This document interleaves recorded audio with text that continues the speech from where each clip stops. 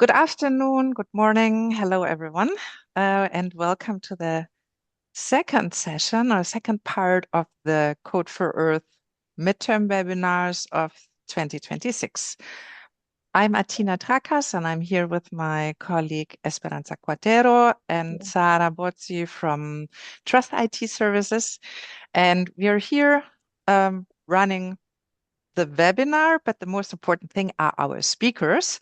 And before we go to the speakers, I would like to bring everyone, to the same level of knowledge, let's say, put it that way, and a few words about Code for Earth.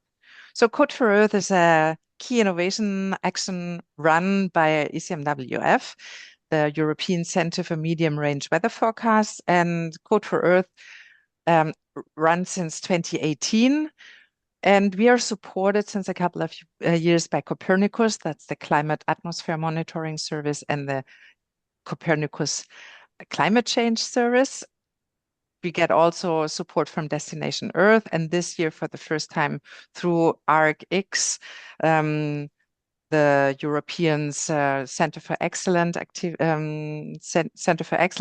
program, also within the frame of Global Gateway.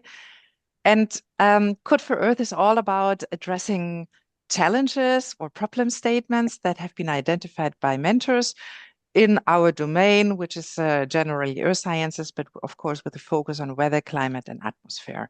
So each summer we invite individuals can and developer teams with different background in programming, earth sciences, generally computer science, data science, AI/ML. They work on these challenges, and the entire program, it's about innovation, collaboration, and open source development. The teams that have been selected and that successfully finish the coding phase, they get a financial contribution. Let's look at the general timeline of the program. So we start the call for participation usually in February. And if you are interested but haven't been, or you would like to participate in the next edition, watch out next year in February when we publish the next call for participation. Then once we have received the proposals, we evaluate them, or the mentors evaluate them, and then we select one team per challenge. These teams, they enter in May the coding phase, and as we are in the middle of the coding phase, that goes until end of August, we're looking into what the teams have achieved so far, where they are standing, a little bit of the background of the program, and maybe some next steps. I want to especially, say a big thank you to our supporters.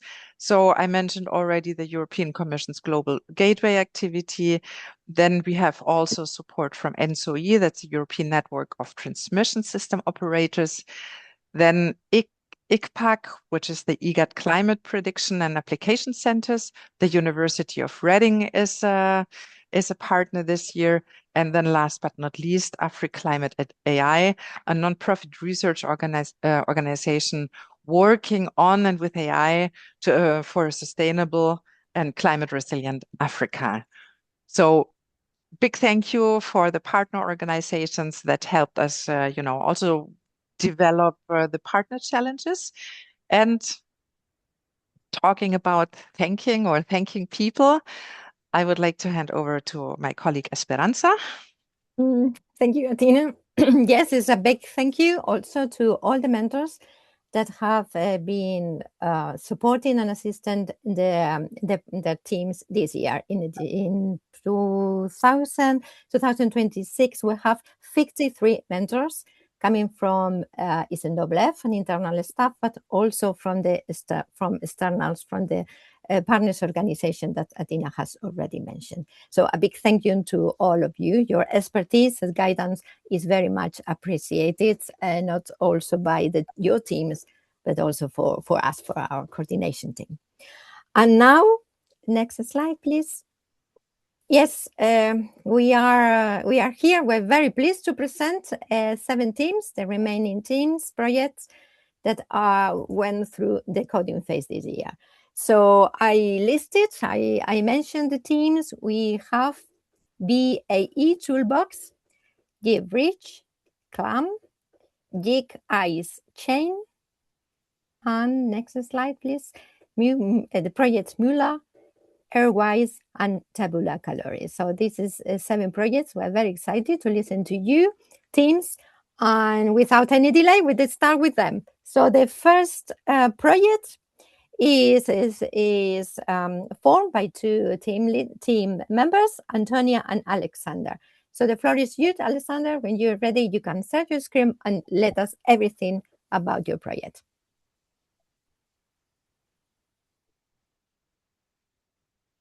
So now you can hear me and hopefully also see the screen. Yes, everything's perfect. Okay, perfect. Then thank you very much for the kind introduction, and I'm super happy to present to you today what Antonia and I have been working on in the past weeks.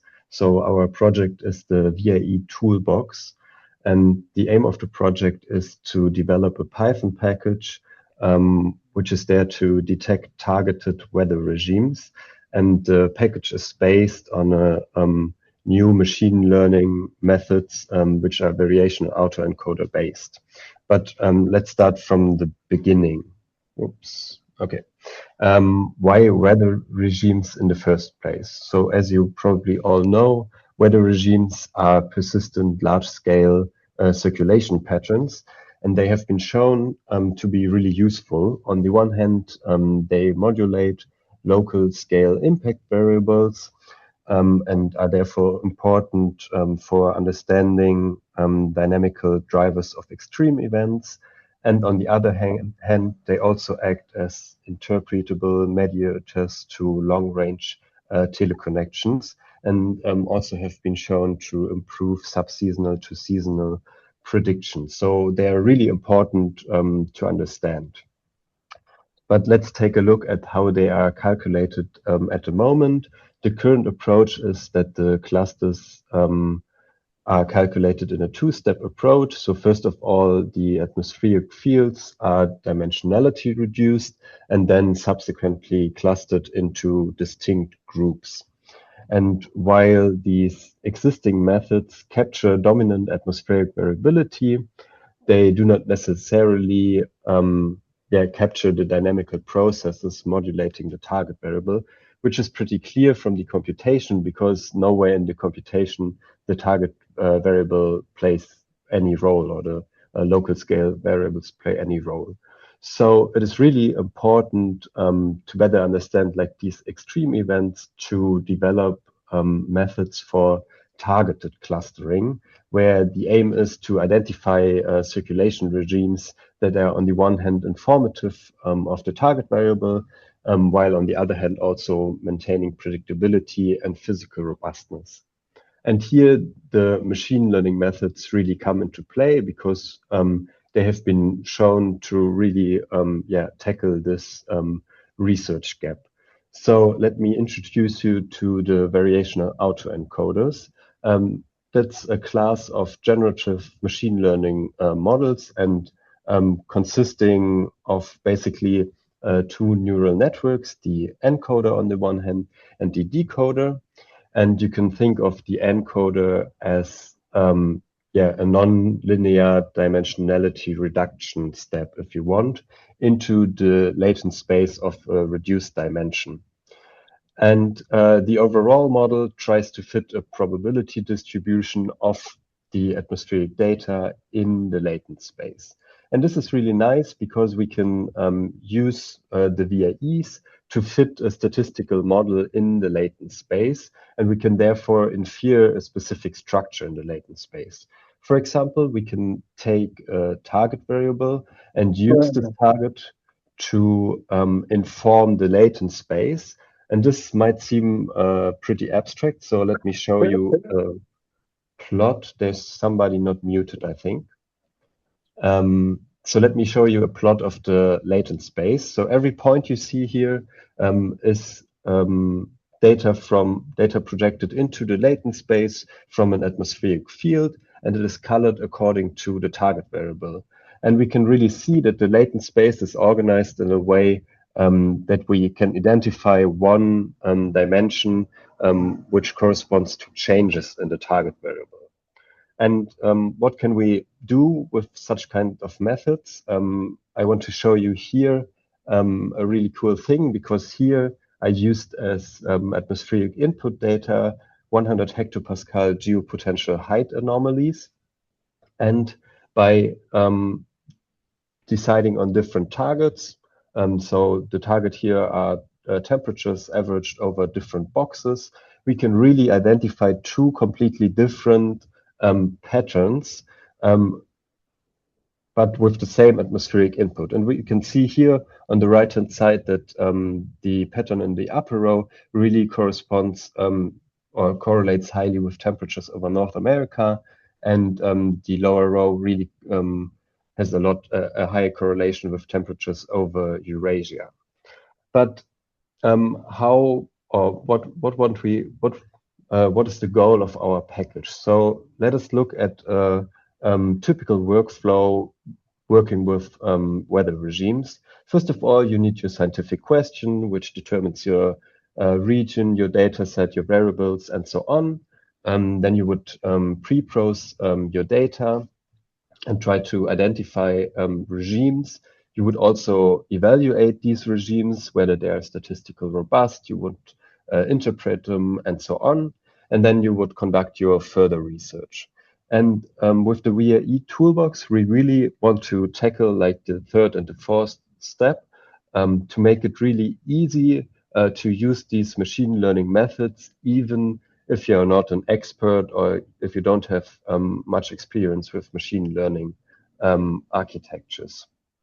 So let me show you the structure of the package so far. First of all, there's the models sub-package, which is the core of the package, and where we implemented the three methods you can see on the right-hand side. I don't want to go into detail with this table, but let's focus on the target variable. And I want to give you two use cases where you could use the different methods. So on the one hand, with two of the methods, we have one-dimensional and continuous target variables. And a use case could be, as I showed you before, you could have like temperature averaged over a certain box, and then you get the time series of the average temperature. And then you could use this time series to inform your latent space or your clusters.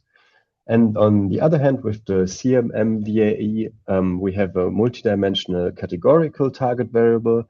And the use case would be that you cluster your target variable beforehand. And then in the example here, you get precipitation clusters. And then you can use the labels of the clusters to inform your latent space. Okay, then there's also the training sub-package, which essentially consists of pipelines for common training setups. So there's a way to just train on a data set, but we also implemented a way where you can use k-fold cross-validation. And then there is the evaluation package, where we implemented basic metrics and visualization tools. And the cool thing is that really the evaluation package and the training package interact with one another. So let me show you a short demo here. First of all, we set up the model and define some evaluators. And I want to point out that there are different ways of setting up a model, from an easy way to set up the model all the way to a more advanced workflow where you can provide your own encoder and really tailor it to your research question. Then you would set up the trainer and just train on the trainer, and then the rest is like automated. So the evaluation is really integrated into the training process, And here in this example, we trained the machine learning architecture and then evaluated it and got out these nice cluster plots. Okay, what else is there? Currently, we are working on the documentation with Read the Docs, and we really want to provide useful tutorial notebooks that it is really easy to start using this package, even though you have maybe a little background in machine learning.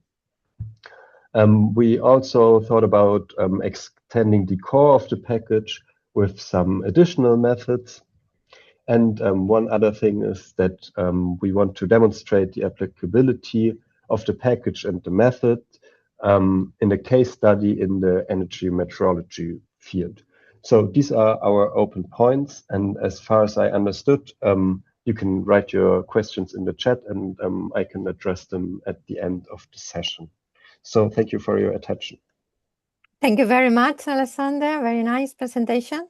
As you said, if everyone in the audience is interested in, in some feedback, or if you have a question, please write in the webinar chat and we address it at the end.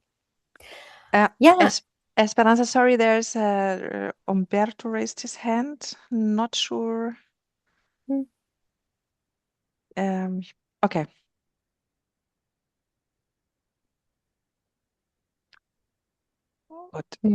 If you have a comment, Umberto, you can write related at the end. Yes, and now we have the second project this afternoon is GeoBridge. It's formed by two team members. Both of them are here with us, Elias and Kostas. GeoBridge, if you are ready, the floor is yours. Okay, I will share my screen now.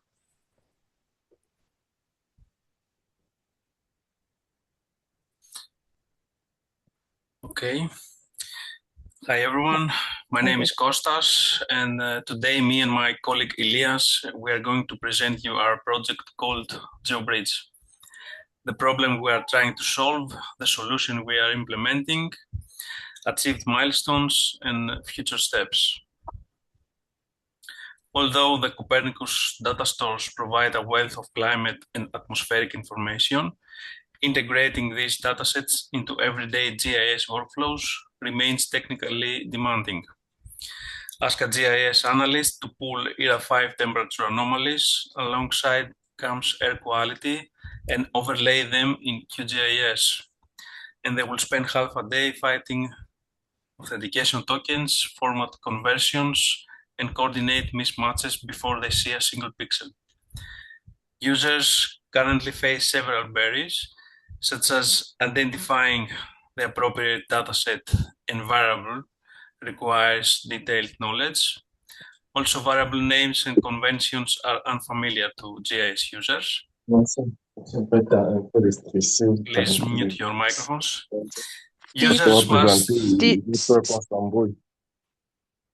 Users must understand multiple access mechanisms before data can be used. Transforming multidimensional climate data into GIS analysis-ready products often requires scripting and specialist expertise. And lastly, existing interfaces are not designed around the workflows of GIS users, increasing the learning curve and reducing adoption. GeoBridge reduces the friction between discovering data and producing analysis-ready GIS layers by providing a seamless integration between the Copernicus Climate Data Store and QGIS. The solution has three connected parts: a Python library which speaks to every interface Copernicus exposes, such as the web mapping tile service for live tile streaming. It handles authentication, pulls spatial and temporal subsets, writes cloud-optimized geotiffs, and co-registers multi-service layers onto a common grid. You can use this layer entirely from a terminal or a Jupyter notebook. No graphical interface is required. Secondly, the semantic layer, which improves the data search. Instead of forcing the user to know dataset IDs, They just write a simple command or keyword. The semantic layer maps that plain language intent to concrete datasets, variables, access methods, and workflow recommendations. It's rule-based, deterministic, and fully auditable. Every mapping lives in a version control YAML file, and this semantic layer is part of the Python library as one of the modules that the user or the QGIS plugin can call directly. The third layer is the QGIS plugin. This is the visualization and interaction surface. The plugin surfaces the library and the semantic layer through a guided interface directly inside QGIS desktop. The user types, for example, urban heat, gets a ranked list of relevant datasets, previews them on the map, extracts the subset they need, and it lands in their project, already in the right coordinate system.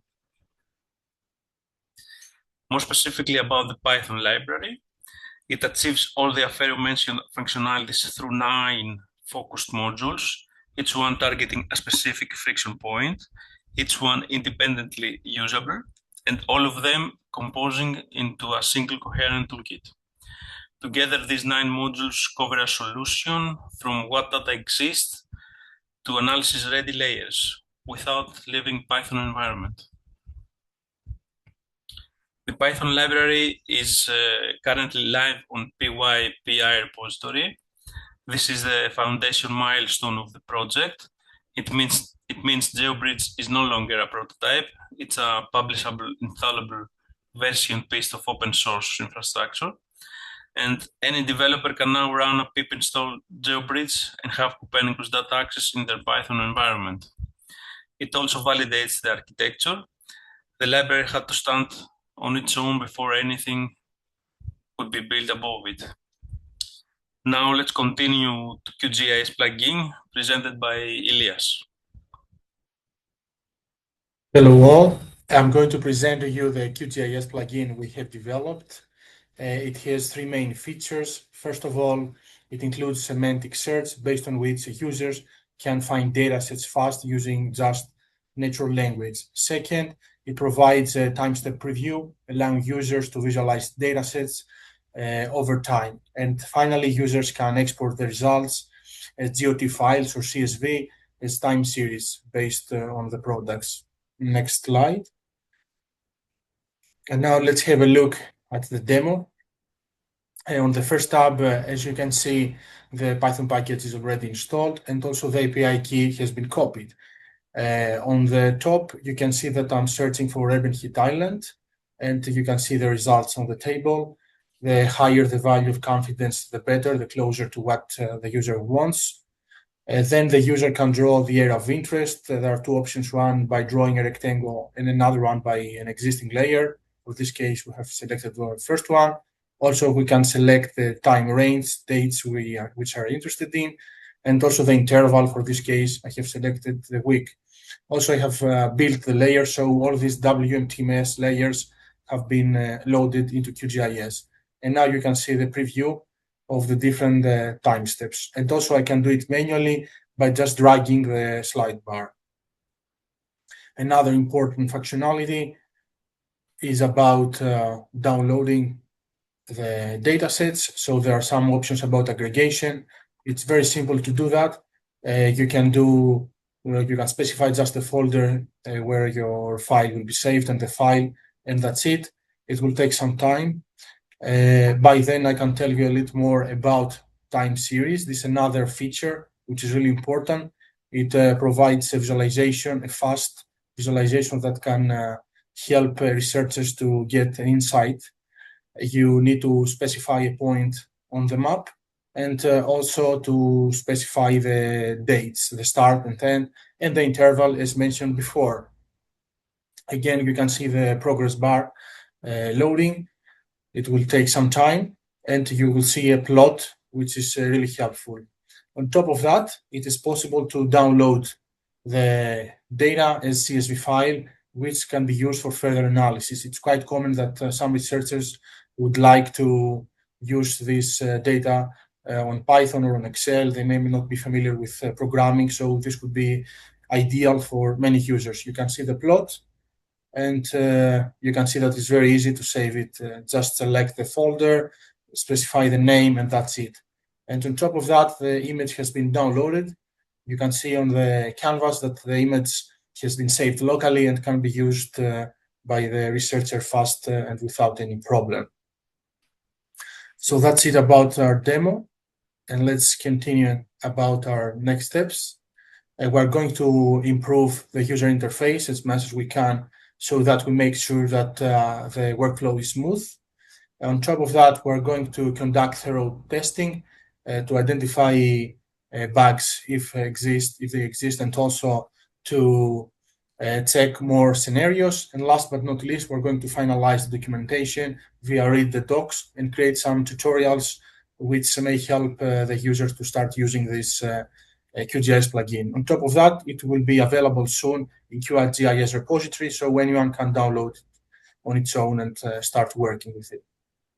Thank you very much.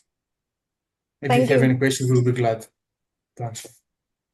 Thank you very much, Elias, Kostas. Very, very, very good. Very promising. Yeah. So far, you already half of the coding phase to make improvements if it's necessary. Thank you very much. Any questions, please, from the audience? You can type here in the webinar chat, and Ilian and Kostas can reply, if any. Thank you. And now the next project is named CLAM, and we have one of the mentors of the project here who will present the project, because the participant Ilya Vivek couldn't do it today. So we are very pleased, to present Boyan. Boyan, are you there? Yeah, I'm there, but Yes, do you yes. see my presentation? Yes, we can see it. Okay, great. So Yes, yeah, welcome. I will. Sorry, I interrupted you. No. The floor is yours, please. Intro. Okay. Give the So intro. our project CLAM, where I'm a mentor with my colleagues Alan and Roberto, and basically all the work was done by Ilya, but he couldn't be here to present what he did. So I'm doing it instead of him. CLAM, a cloud computing-based template for local area and WP models. And now why we are doing it.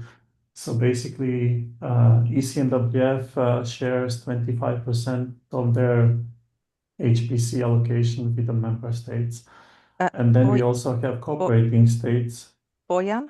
Yeah. Okay. Could you go to presenters mode? Yes. To presenters mode.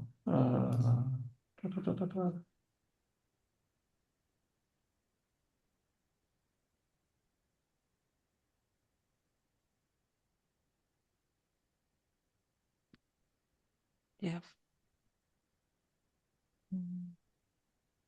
Maybe at the bottom of the line, you can see. Yeah.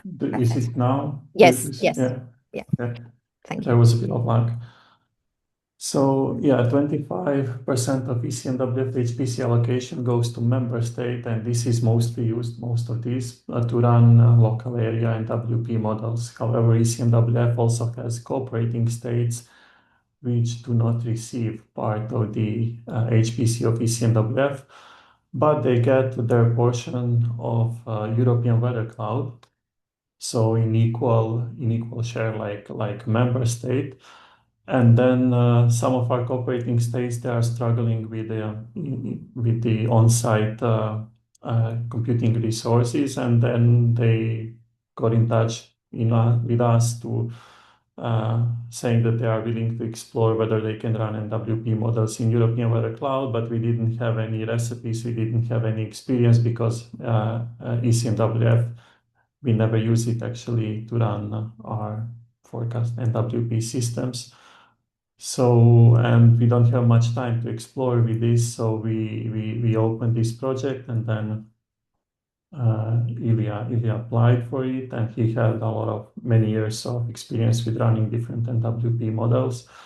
So the main issue the people have with running NWP and European Weather Cloud is that these community, they are really not familiar with Linux administration and installation of all required software libraries, compilers, and stuff like that. And the other issue is that it would require a lot of work and investigation from their side, and they didn't know whether it's worth, whether they can actually, whether these allocations are sufficient to run any meaningful NWP application. And therefore, this project is to provide answer to this and also to create a reusable template so that anyone with access to European Weather Cloud can easily reproduce, but not only that, but also to be able to use our templates to deploy the NWP application on other cloud systems. So what has been done so far? We have tested multiple configuration of WRF model on different flavors of virtual machines which are available in European Weather Cloud.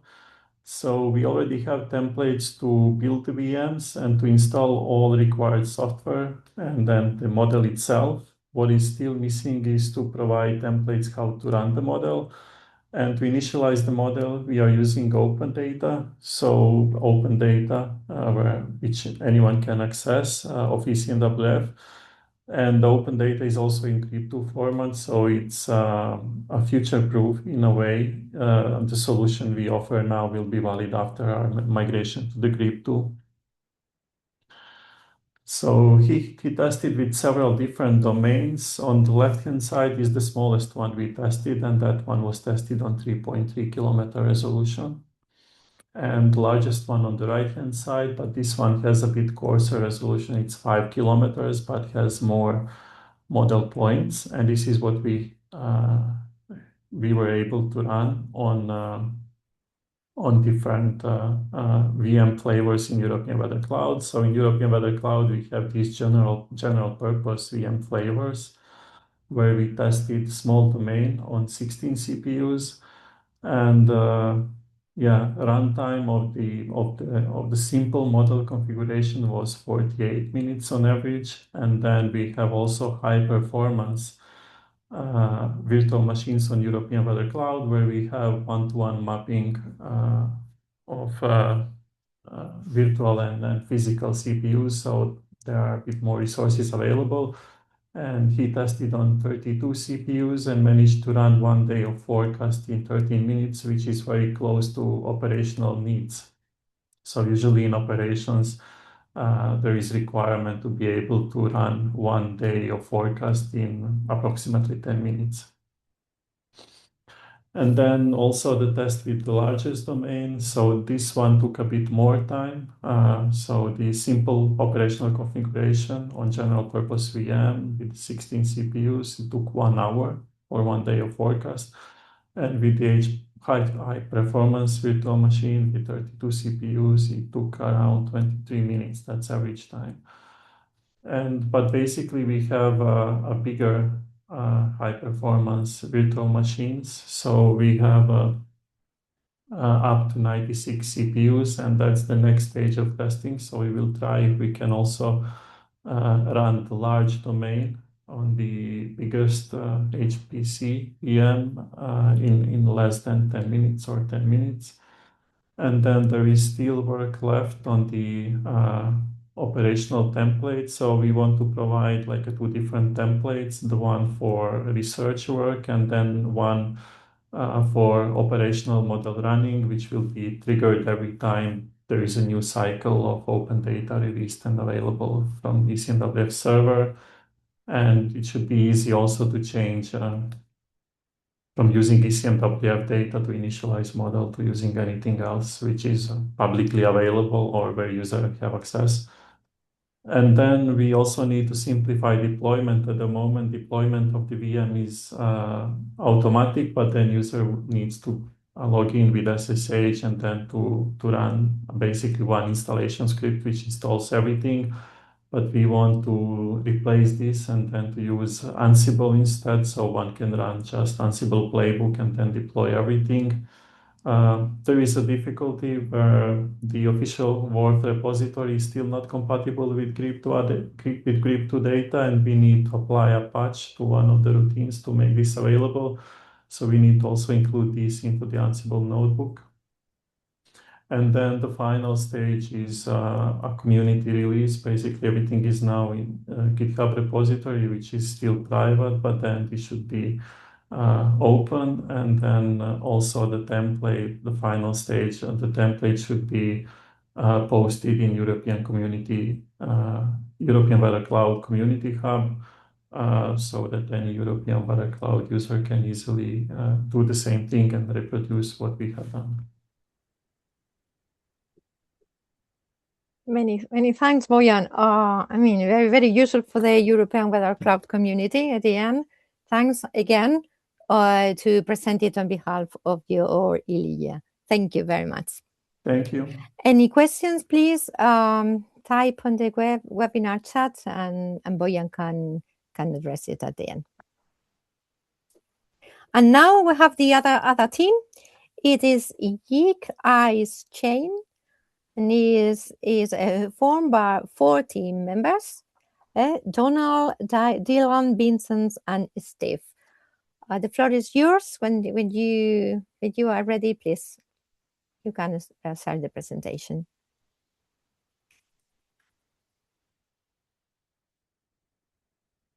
Yes, if you put in presentation mode, will be perfect. Yes, all good.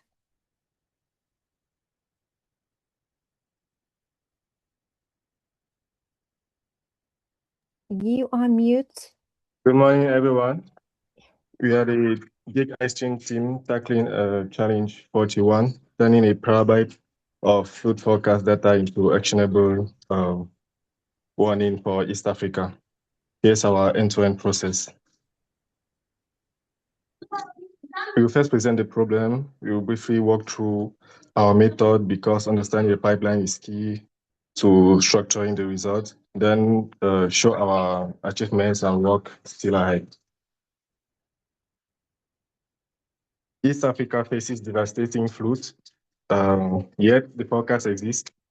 We use the ECMWF IFS ENS model with 51 members, 4 runs per day since May 2023.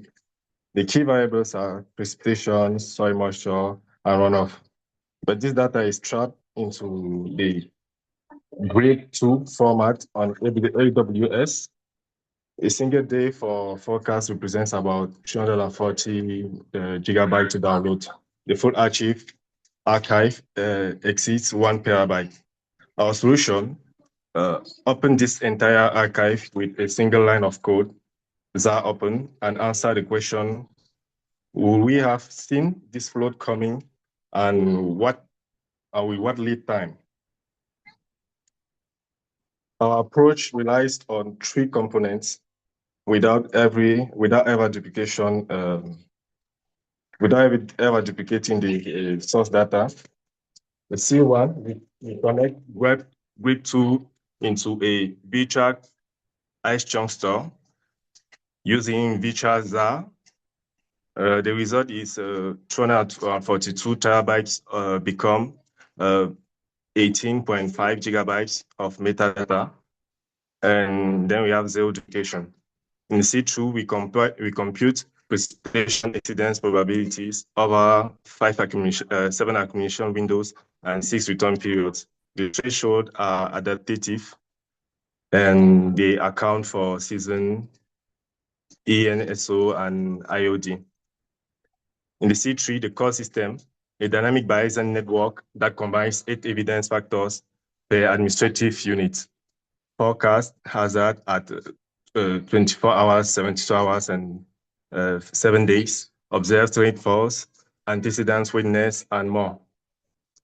For validation, we rely on the FAO, VIIRS, and UNO satellite panel. Over the November 2024 dairy fruits with 150 5 administrative units and fluid threshold of 250 kilometers. The result, the archive is opened, 1,264 days ingested, verified by 66 GitHub actions, all green. But most importantly, detection performance has doubled. We went from a recall of 0.29 to 0.51, with precision held steady at 0.96. AUC improved from 0.715 to 0.734. The diagnosis was clear. The initial system only saw local rainfalls. It missed riverine floods, middle Shebel, for example, 3,016 kilometers square flooded, but zero alert. The fix, we added a riverine hazard note, which accounts for upstream catchment, upstream catchment signals with continuous severity grading. The result we had, a middle Shebel goes from 0 to 30 alert days, and red alerts doubles with no loss in precision. Let's translate these numbers into human impact. On the real, in 2025, floods in East Africa, they were up to 151 deaths, 1.3 million people affected, a cautious estimated based on UNO statistics, and weighted by our own measure results, suggests that a system like ours could today save roughly 60 to 65 lives and reduce the number of people affected by 2,000 each year. Second order effect, post-floods, stagnant water rises malaria risk by 30 to 35% for weeks. A longer lead time, therefore, serves vector control just as much as emergency evacuation. To recap the breakthrough, we turned a structural blind spot, the lack of riverine fluid consideration, into an operational lever. The addition of upstream routing is what explains the rise in recall, and is now fully integrated into the risk engine. Before, we missed upstream catchment floods. Now middle Shebel gets 30 alert days and red alerts double with no false alarm penalty. Our system does more than a score. We build tools for decision making. Time travel, every day is an immutable snapshot, no future leakage. You can check exactly what the system will have said on any past day. We place forecast at D3, D7, and D14 to know what we will have known. In adaptive threshold, they account for season, ENSO, and IOD. We fix an OND season bug. In theory storylines, the P95 members ratio captures distribution tails, invisible to a simple average. And crucially, this is no longer a prototype. The pipeline runs in production every day and is fully automated.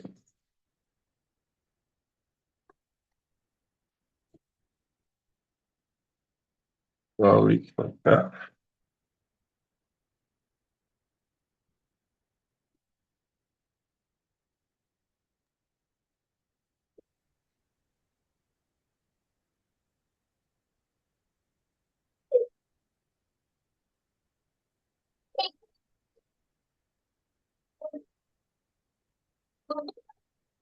Okay, this is a quick live demo.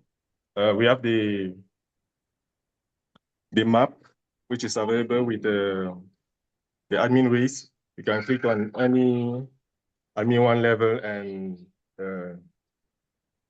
look at the probability risk, severity level, and all the accumulation windows.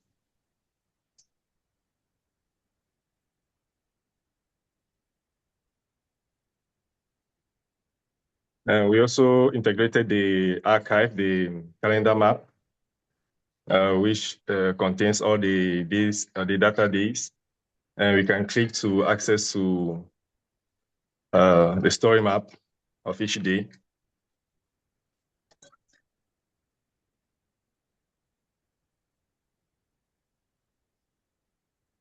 We also have a complete story map calendar with some few filters. And each calendar, each story map will lead to the corresponding date story map.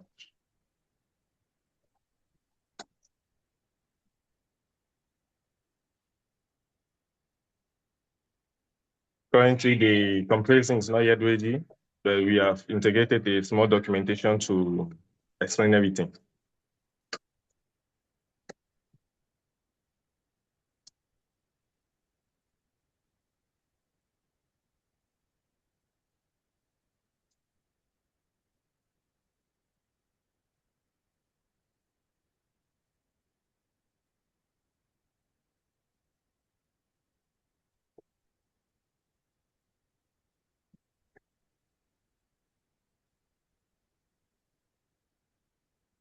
Sorry, I'm having an issue.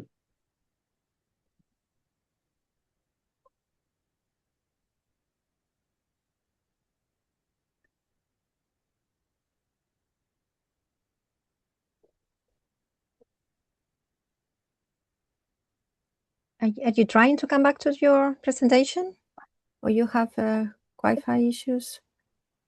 I have an issue to come back into my presentation.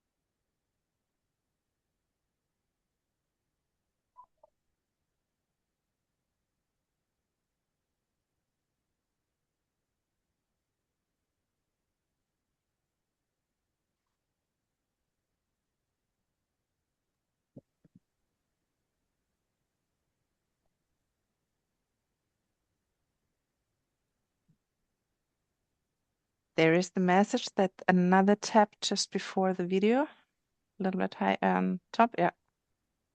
Okay. Sorry for that.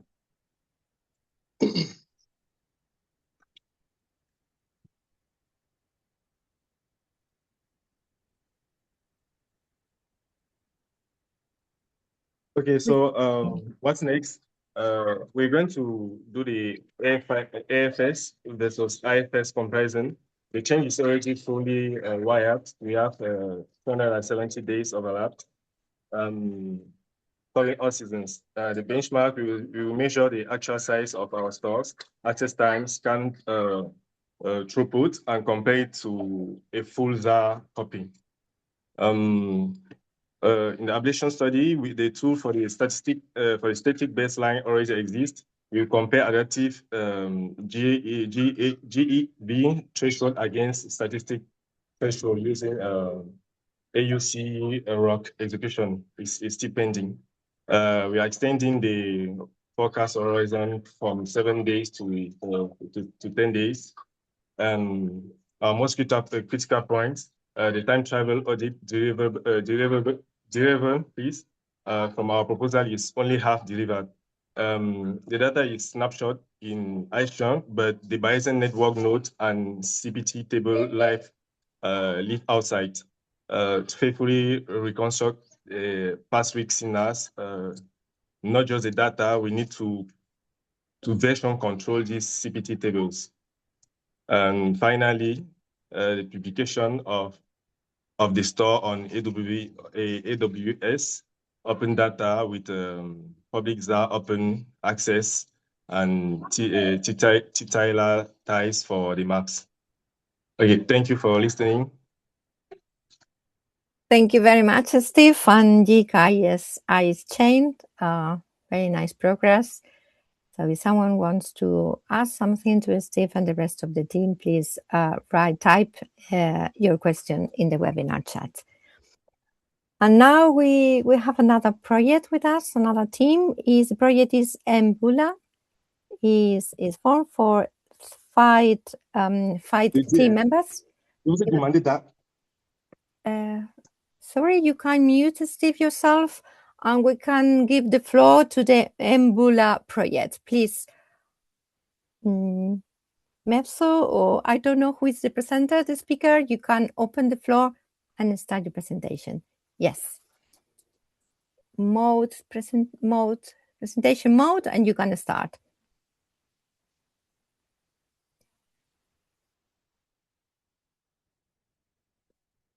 Yes. All good.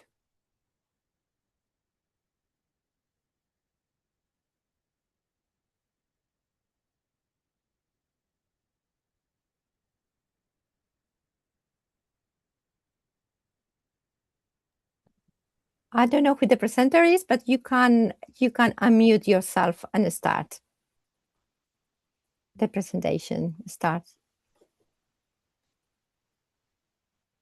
Okay. Can you hear me now? Yes. You can put the presentation mode, please, and it could be nicer. Okay, cool. So I am excited to share the progress of our project, Mvua. Our team has been working under the African stream to address a critical challenge in modern meteorology. But first, I'd like to acknowledge the team members and our mentors who have contributed significantly to this project. So the core mission of our project is to compress ECMWF state-of-the-art AIFS so that it can be deployed at the edge. What does this mean in practice? We are building an end-to-end pipeline that takes a massive machine learning weather forecasting model and shrinks it down so that it can run efficiently on a standard office laptop without requiring a supercomputer. Across much of Africa, National Met offices and hydrological service centers often have limited HPC, intermittent internet connectivity, and hardware that cannot run billion-parameter global AI models. This creates a capability gap. Mvua is not rebuilding models from scratch. Instead, we are compressing a high-quality teacher model, the AIFS, into a student model that runs on consumer hardware and can be regionally tuned for African specificities.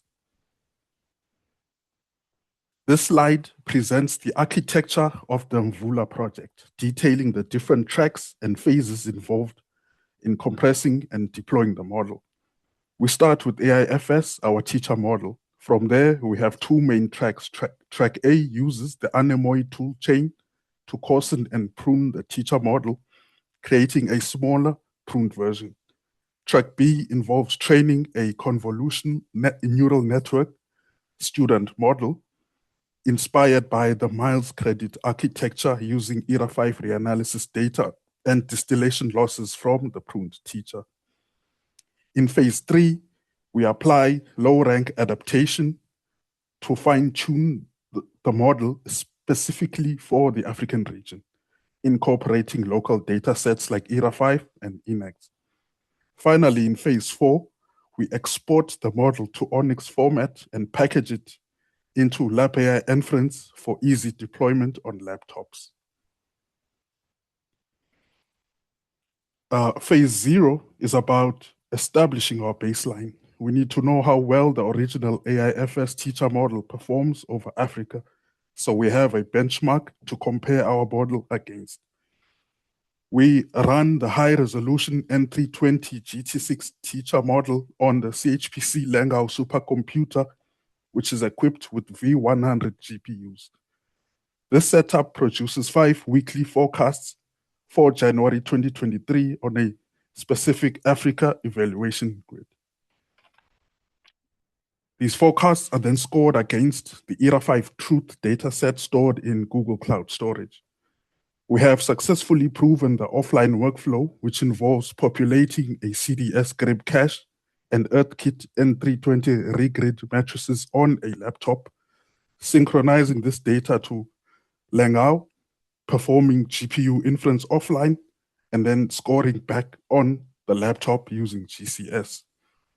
In our smoke runs, we investigated a notable observation regarding long lead 2-meter temperature forecasts. We found that the root mean square error grows significantly at long lead times, and the anomaly correlation coefficient becomes negative at 120 hours and beyond.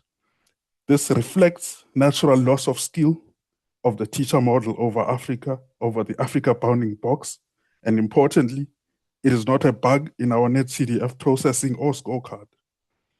Therefore, our track A compression gates, we would focus on the 24 to 72 hour range until long leads are validated against the VULA protocol. I must say, we are still testing the pipeline. So moving on to track A, our primary goal here is to compress the high-resolution N320 GT6 AIFS teacher model down to a deployable 096 student model. The critical requirement is that we must preserve forecast skill over Africa. We measure this preservation against the phase 0 teacher baseline and the ERA 5 truth, strictly following our established MVULA protocol. This slide shows an example of the output from our smoke track A pipeline, specifically from a run on January 1st, 2023. We are looking at the 2-meter temperature forecast over Africa at a 24-hour lead time. For this specific test run, the Corson student model achieved a RMSC of 3.52 Kelvin and an ACC of 0.88. For comparison, the original teacher model had an RMSC of 2.23 Kelvin and an ACC of 0.93. While there is an expected drop in skill due to the reduction in resolution and model complexity, this result confirms our end-to-end machinery for generating and scoring the Corson model. And it just confirms that this is functional. To summarize our progress on track A, phase 0 is still ongoing as we finalize the N320 AIFS teacher baseline on Langau. However, the track A end-to-end costing pipeline is fully validated. This means we have successfully demonstrated the full workflow, and that includes training a Corson 096 student model, running offline forecasts, generating a Google Cloud Storage scorecard, and preparing for the A1 acceptance gate. We ran this initial configuration through our first acceptance gate, the A1 gate. As anticipated for a smoke run, it did not pass. This was due to the current smoke configuration, which involved a limited 50-step fine-tune, reduced model size, and use of only partial training ZAR dataset. It is important to understand that this outcome was expected and does not indicate a broken pipeline. We will now scale up our training efforts. Let us look at the specifics of the A1 gate results from our smoke run. The gate definition required us to evaluate 3 key variables, that is the T2M, U and V components of the 10-meter wind. These evaluations were performed at 2 lead times, 24 hours and 48 hours. The passing criterion was strict. The RMSE degradation of the student model compared to the phase 0 teacher had to be less than or equal to 5%. In the smoke run, the outcome was a failed status with only 15 out of 30 checks passing. As mentioned before, this was anticipated given the intentionally limited training and model capacity. A significant achievement of our project is the automation of our verification process. The scalar verification, which involves calculating domain averaged RMSE and ACC against ERA5 stored in Google Cloud Storage is fully automated. Furthermore, we have developed a Streamlit dashboard to visually compare spatial maps of the teacher model forecast and the course and student model forecast side by side. Please forgive the typo. As I said before, our phase O is still open at this stage. However, it's marked as closed on the Streamlit app. To further illustrate the power of our Streamlit dashboard, here's another view demonstrating its capabilities. This allows us to delve deeper into specific regions or time periods, offering granular insights into the model's performance and identify areas for further optimization. Looking ahead, our immediate priority is to finish phase 0 and track A, specifically A1. This involves completing the full 096 training data set, which covers ERA5 data at the N96 resolution for 2020 to 2021. We will then point track A to this full data set, rerun the forecast, score the result, and aim to pass the A1 gate. Once A1 passes, we will move to the remainder of phase 1, which is track A2. This phase will focus on more advanced compression techniques, including attention head pruning and iterative prune and fine-tune cycles. Phase 2 will focus on track B, on the track B CNN student model. We will pre-train the student model on ERA5 data and then distill knowledge from the pruned teacher. Finally, phase 3 will be implementing Africa LoRa for regional tuning. This includes exporting the final model to Onyx format and integrating it into the Lab AI inference package. The ultimate goal is to enable efficient CPU inference on a standard laptop targeting an i7 processor with 16 gigabytes RAM.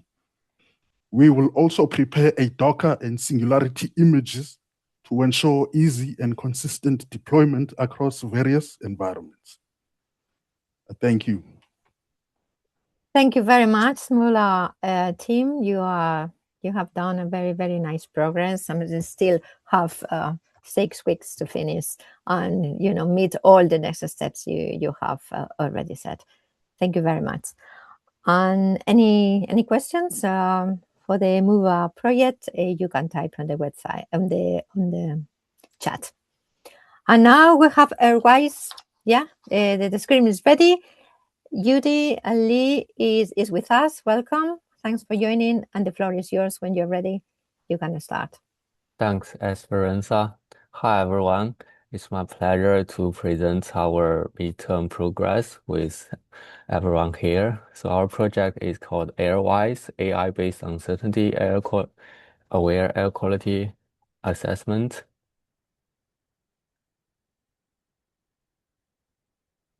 Yeah. So the motivation of our project is on air pollutant forecast. So CARMS released the air pollutant forecast for the next few days at 8 a.m. every day. So on the left, we see an ozone forecast for one day at June. Because of the heat wave we experienced, there are some increased ozone concentration in a lot of the mainland Europe area. This data is used by many service providers and governmental agencies. So they compute air quality index and issue warnings to hospitals and vulnerable people. There are also personalized notifications which send air quality notifications to you if you want, by voice or email or text messages. But this air quality forecast is not a perfect reflector of the reality, so it has errors. So we also call it uncertainty. So on this animation showing on the slide here, we see the forecast air quality versus the analysis, which we deem a better representing of the reality. So if you see red here, the forecast is higher than the actual value. If you see blue here, it's lower than the actual air quality.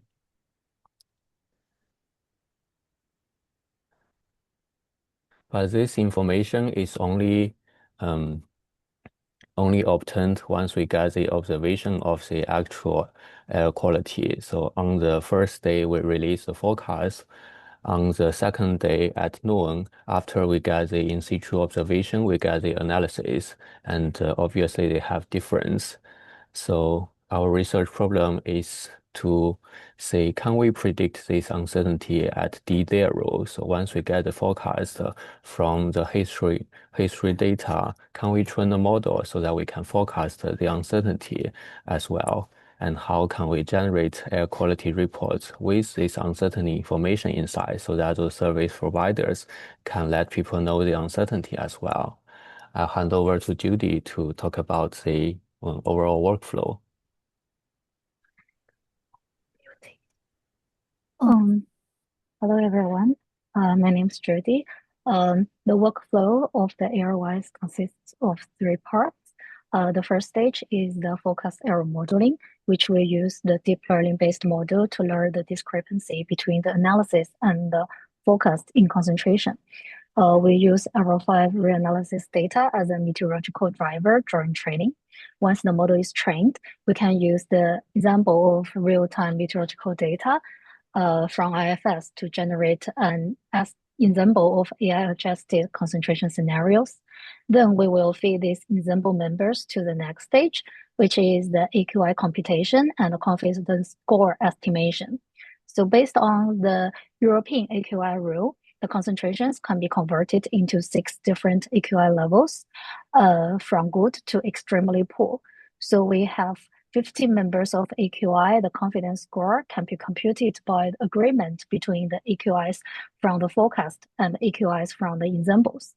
And finally, we will convert our results to a report via our automatic generating pipeline.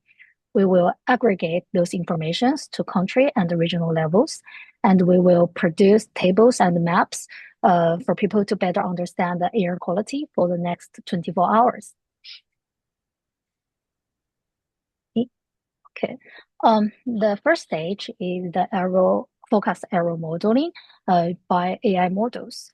The important point is that our AI model does not replace the CAMS forecast, and it does not directly predict the air quality index. Instead, it learns the concentration adjustment on the top of existing physics forecast.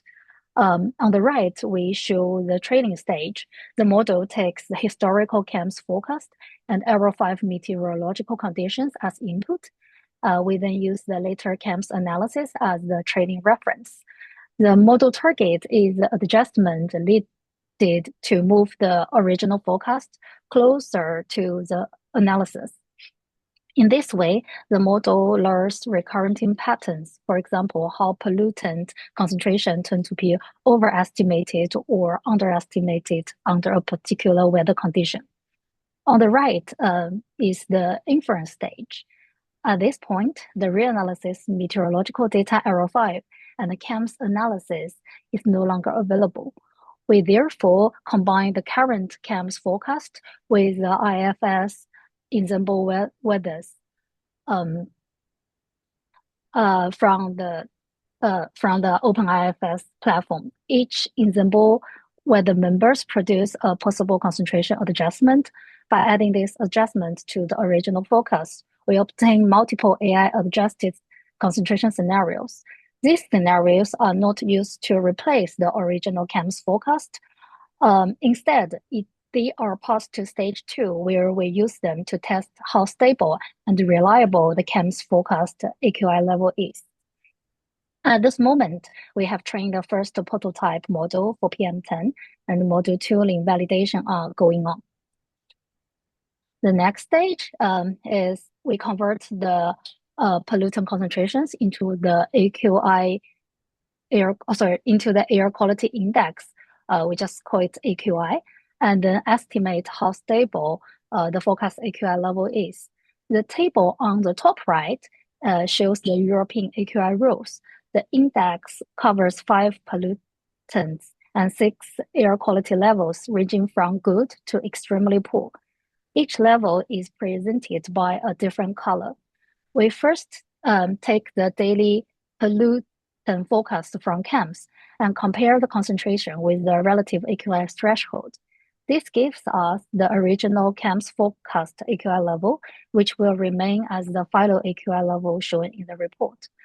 From stage 1, we've also obtained 50 AI-adjusted concentration scenarios generated using different IFS ECMWF weather members. Each of these concentration scenarios is converted into an AQI level using exactly the same European AQI rule. The important point is that the comparison is made at the AQI category level rather than between the exact concentration rules. We then calculate the confidence score by asking how many of the 15 AI adjusted scenarios produce the same AQI category or the same color as the original CAMS forecast. For example, if 42 out of 15 scenarios remain in the same AQI category, the confidence score is 84%. A higher confidence score means that the displaced AQI category is stable across different meteorology-dependent adjustment scenarios. A lower confidence score means that the relative small change could move the result into another AQI category, so the displaced cover should be interpreted with more caution. The final stage will be the automated report generation. There are 3 main steps in this stage. First, we aggregate the graded air quality results across Europe into a country and region level summaries. Second, we generate a short plain language overview using a predefined sentence library. This overview highlights the most important information, such as the expected air quality level in the country and the dominant pollutant, and which region may experience the highest pollutant level in a particular time. Finally, we provide a more detailed information through the tables and time series plot. On this slide, you can see 2 examples from our current report prototype. The first is a pollutant summary table, which compares the maximum pollutant concentrations and the AQI levels across different regions. The second is a time series plot for an individual region. It shows how pollutant concentration changes throughout the day and how these changes related to different AQI levels. In the next step, we will also add a confidence score to this report so that user can see not only the predicted AQI, but also how stable and reliable those levels is. Finally, we want to summarize what we've done and what are the next steps. We have finished the data preparation. We downloaded the required data from CAMS, Aero5, and IFS. We have complete exploratory error analysis for atmospheric compositions and know which composition has the largest forecast errors among the 5 compositions.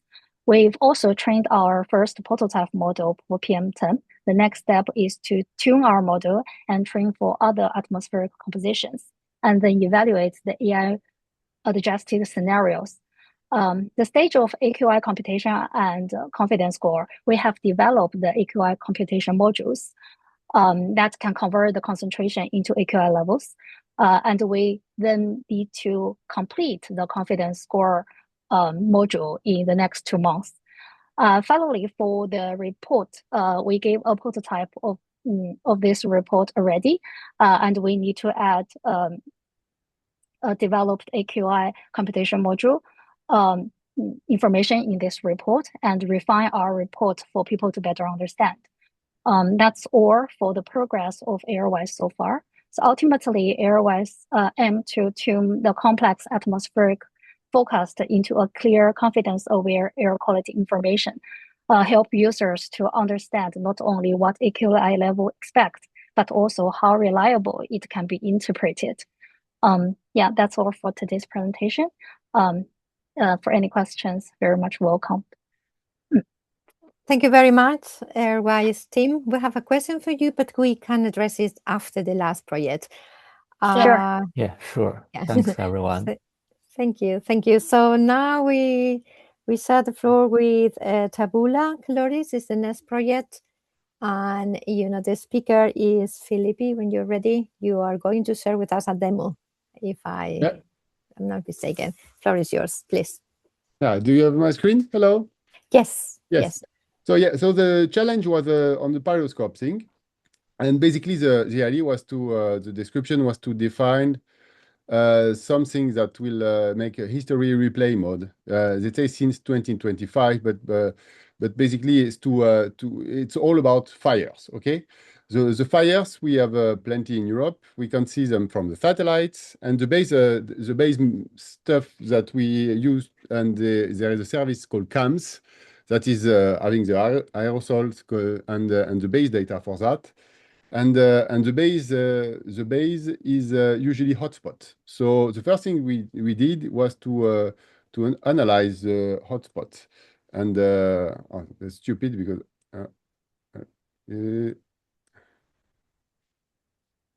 okay. So that's a compilation of all the hotspots of the MODIS satellite on the Earth. And these are, so you can see that Africa is burning a lot. And this is over the years, 2003, 2004 soon. So it's a seasonality of that. And it's a lot of points. And it's very high resolution. But so it's point high resolution. And the fire, in fact, it's a cluster. So if I move to show you what we have now since 2025. It's from the fire anomalies from geostationary satellites, because we have since last year we have one that is MTG in Europe. So we have covered the whole world at almost 1 kilometer resolution, 2 kilometers for the east and the west. That's Himawari and goes east and west. Much better resolution near the equator than on the northern latitude. But anyway, that is a daily activity. You see a lot of spots. So what we wanted to design is a way to archive that in a very efficient way. So that's why we made, and then to dig into each event, because and to have it live. And this is why we made this tabula caloris thing. And so this tabula caloris is the full archive of all the hotspots, but the something that is new, that is you can see at the same time the whole history of hotspots of the whole world. That is 2000 until 2026. But then you can narrow down to any time and date. Obviously, we didn't have the geostationaries before some date. And then when you narrow it down, you can go and have a look on specific hotspots on some fires that are all sorted. But you can also ask for the last 48 hours hotspots, and it will hopefully load them. And or for the last 2 hours hotspots, so we have a delay of 10 minutes with for the download. And these are all the active fires in Europe right now. So if we want to dig into, but it's not only active fire, basically, it's always also the oil mills, wherever you have a flame on the Earth or burning something, you're gonna have that. The geostationaries and all the passing satellites, that's from firms. Okay, you can define a tracker, so and you can also send emails on detections on some place. The tracker will be a specific area, just track for that. If you go down to like this place here, I remove the tracker thing. So these are the fires near Castilla de la Mancha. That's the big ones on north of Madrid. And what you can see, you can have a look at that, but you can also look on the history, all the fires that were around here, and especially, I mean, aggregating this one, which is a big cluster. So the new thing is the clustering events. So I just have to store the cluster index instead of storing each of the hotspots. And when I do that, then we can reproduce from that live the fire progression, because then we have all the hotspots and we can make some interpolation in between, an interpolation of the fire intensity, get the burn area from the VERSE satellite, which is a higher resolution, but only passing twice a day, and see the latest detection that is a red cross here. Okay, this one, this is that. If you want a map view, it's like that, but it also works like for any fire. So I can go and have a look what's going on in Australia, and there is some running fire there. So this is what it is. So it's different kind of fires. They run for a longer time. So if you look at how they progress, they propagate like that. And you see the resolution is lower.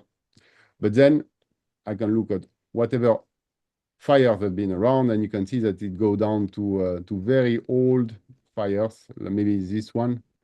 We can jump to this one in 2013.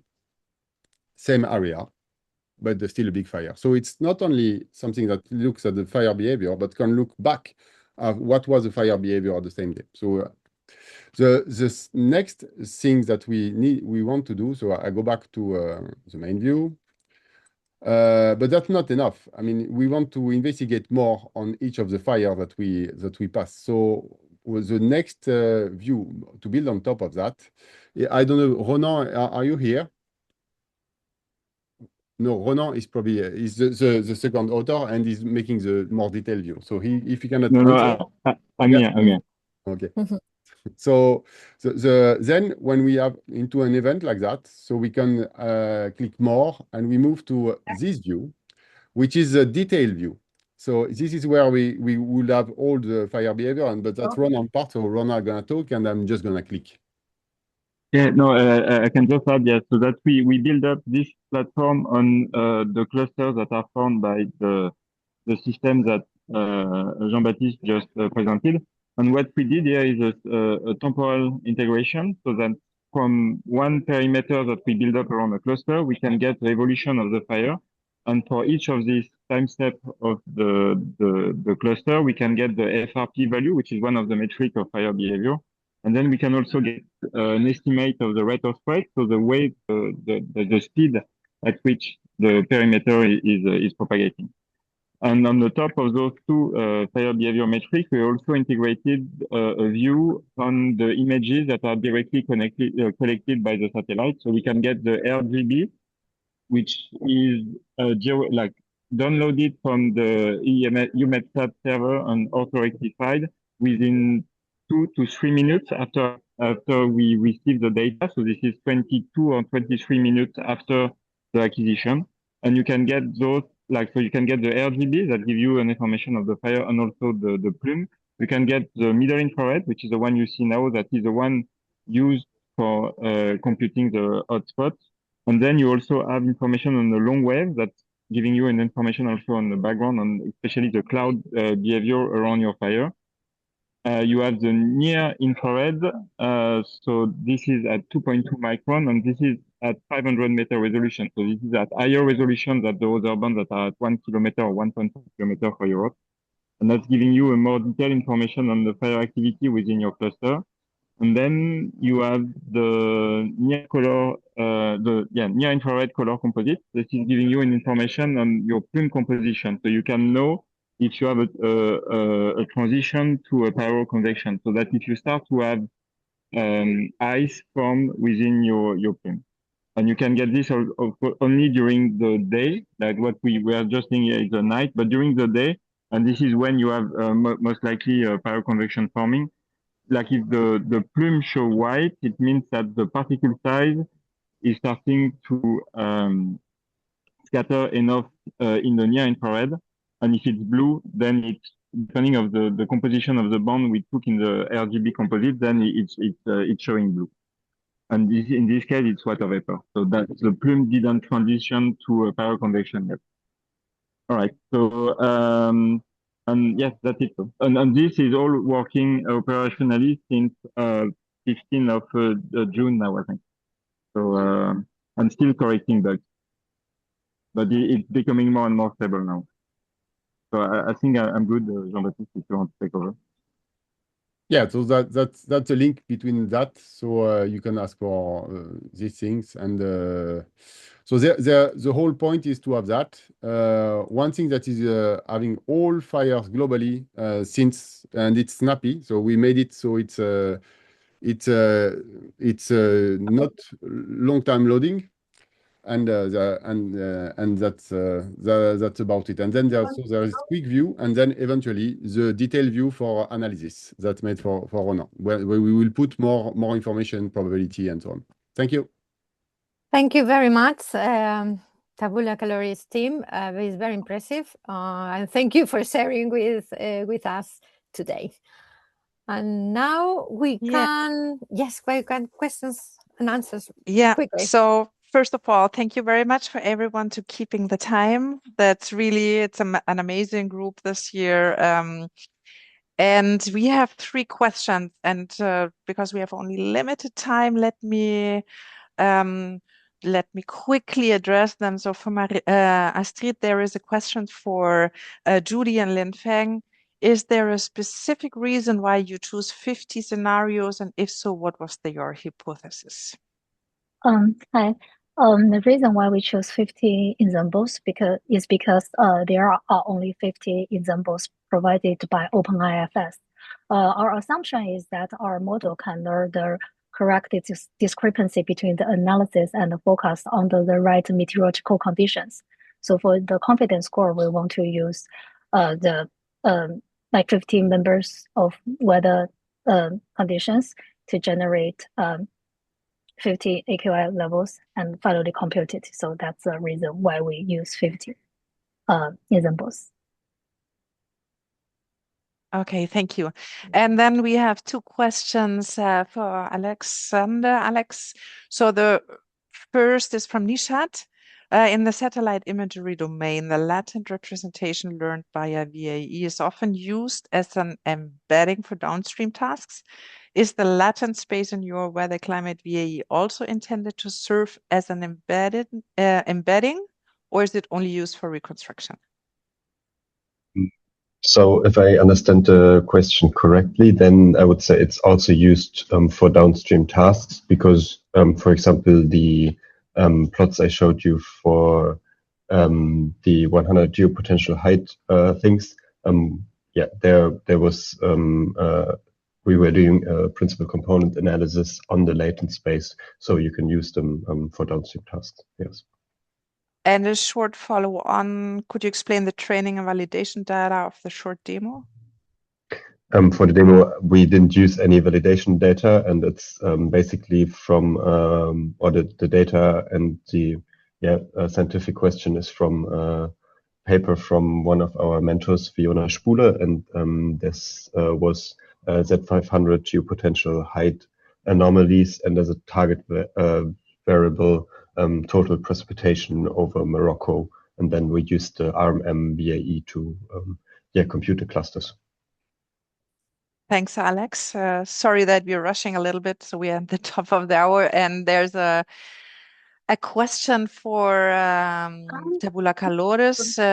Our FRP is classified by band, but how frost is obtained? Congrats for the project. So Jean-Baptiste, you want to take that? Yeah. Sorry, repeat again, or maybe I have it on text. It's in the chat. FRP is classified by band, but how frost is obtained? Oh, the FROS, I don't know if Ronan is still FROS, online. If you can answer, it's okay. But just basically, FROS requires the front line to be reconstructed. So the first thing is to reconstruct the fire evolution by clustering the events and reconstructing the front line evolution, and then it's a deduction from that field. So the rate of spread. So it's a maximum rate of spread reconstructed from the dynamics of the FRP. Okay. Thank you very much. And wrapping up very briefly, a big thank you to all the teams. You're doing an amazing job. And also, I want to thank again our partner organization, AfriClimate AI, ICPAC, University of Reading, NSOE, and then of course the ArcX program under the Global Gateway Strategy of the European Commission. And spot on, final day of the 2026 edition of Code for Earth is on 23 of September in Reading. So that's a hybrid event. So we will share information how you can participate online if you're interested. And thanks again for joining us today. That has been, great presentations, fantastic audience, and I wish you a fantastic day and greetings from Bonn. Bye-bye. Thank you, everyone.